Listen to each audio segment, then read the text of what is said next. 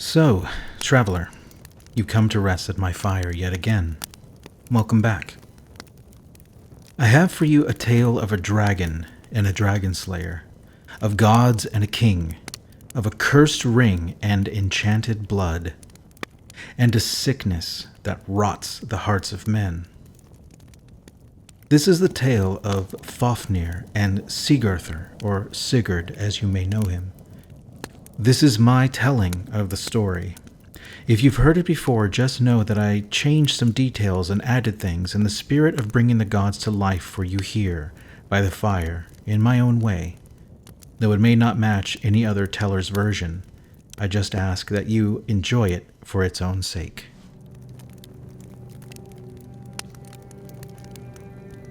In a time before our time, in this realm of Midgard, the gods Odin, Thor, Loki, and Hreunir traveled the wilderness toward the hall of a king named Hreidmar.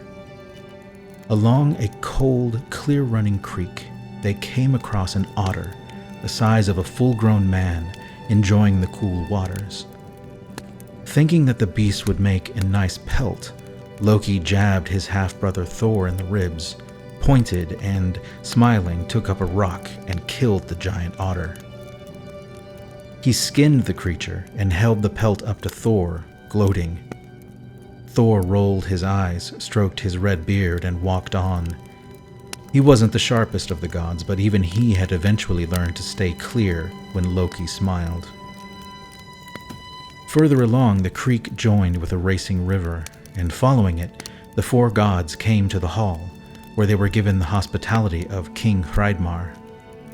But when Loki proudly showed their host the fine pelt they'd taken that day, Hreidmar stood from his throne, and his face twisted with fury and grief.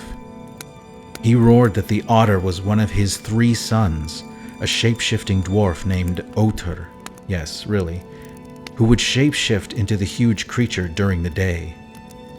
A silence fell on the hall of Hreidmar, which Loki finally broke with, "My lord, if I'd only known, I would have stayed my dear companion's hammer." Hreidmar demanded payment, wergeld, to rectify this offense. In a gruesome and dramatic display, Hreidmar laid out the pelt of his son on the floor, and said that the gods must cover the pelt in gold without a sliver of hair showing through. Loki volunteered to gather the treasure. But of course this is Loki, the trickster god, and things are never so simple with him. In some versions, Odin goes to get the treasure, but given what comes next, my money is on Loki. He remembered seeing a treasure hoard near a waterfall, and so he went there only to find it guarded by a giant, fearsome pikefish. But this was yet another creature that was not what it seemed. The pike was Andvari, another shape-shifting dwarf, small world, who guarded the treasure. Just as the pike began to attack, Loki held up a hand and said, "Wait, your father's name isn't Hreidmar, is it?" The pike, confused, answered simply, "No." Satisfied, Loki set upon the creature, snatching it from the thundering waters. He raised the fish above his head to smash it on the rocks, but Andvari pleaded with Loki to spare him, and offered to let Loki take all of the treasure.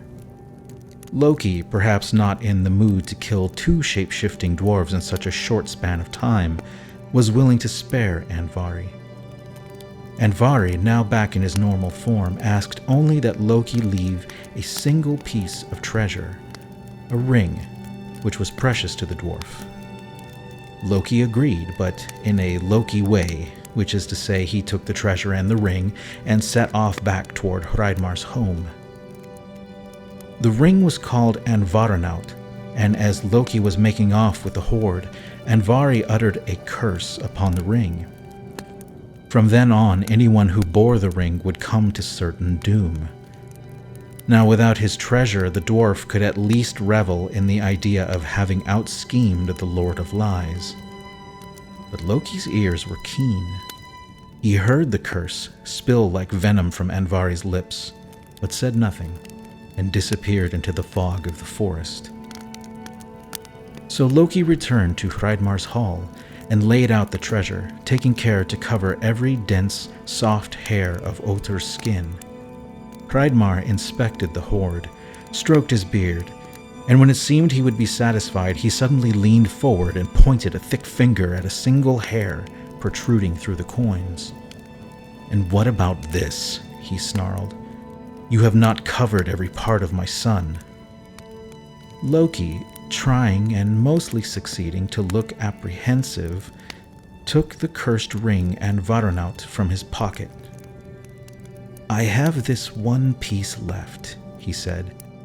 "But, dear king, I must warn you, this ring has been—" "Enough, liesmith," growled Hreidmar.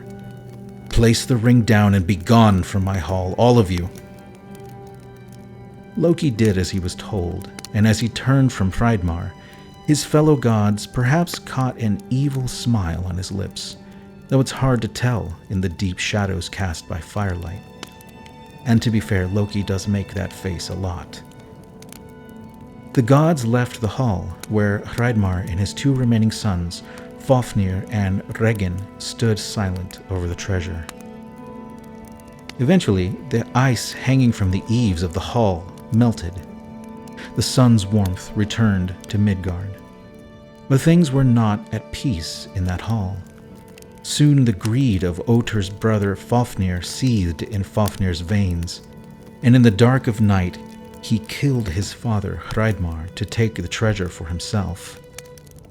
He gathered the gold and the ring and left the hall in secret, disappearing into the wilds with his hoard and leaving the last brother, Regin, alone. Over time, Fafnir's greed infected both his body and the lands around the cave. He transformed into a foul dragon who seeped poison into the very air and soil around the cave. Winter returned, receded, returned, and faded.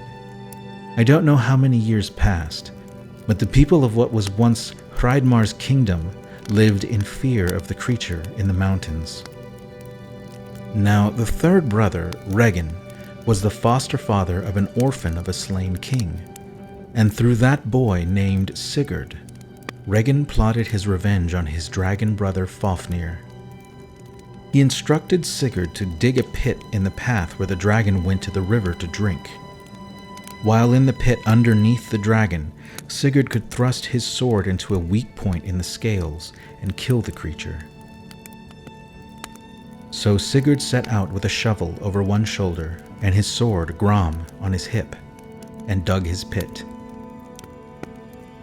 As he waded in the dirt, he wondered why his foster father had not attempted to do this himself.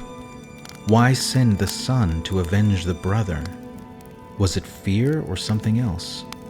Was revenge even Regin's motivation?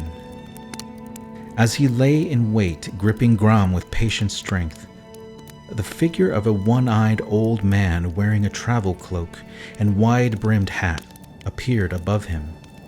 This was Odin, of course, and he advised Sigurd to dig additional trenches to catch the dragon's blood.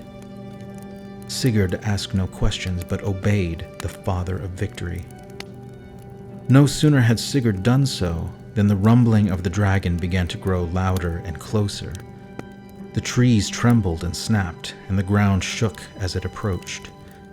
Sigurd crouched, patiently waiting for his chance, and as the dragon moved over the pit, Sigurd thrust it up with Gram, which struck its mark and mortally wounded the dragon Fafnir. The blood ran in the side trenches, and as the dragon died, it cursed Sigurd to suffer the doom of the ring, the doom of the family of Hreidmar. Sigurd then gathered some of the dragon's blood, which he drank. The dragon's blood gave him the ability to understand the birds. As he retrieved the treasure from the foul cave of Fafnir, which was now free of poison, he overheard two ravens marveling at Sigurd's victory. These ravens, who were the ravens Hugin and Munin, Thought and Memory, were the messengers and trusted scouts of Odin. Sigurd heard them lamenting the fact that Regin had also been taken by greed and planned to kill Sigurd that very day to take the treasure for himself.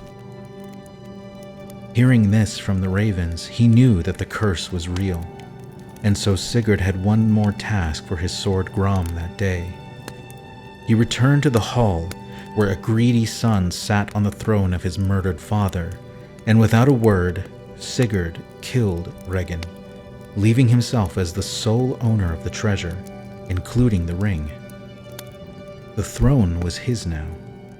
He knew the doom the ring brought, and yet I know no version of the story where Sigurd could part with Anvarunaut. So that's the tale of Sigurd and Fafnir. Stay longer if you wish, friend.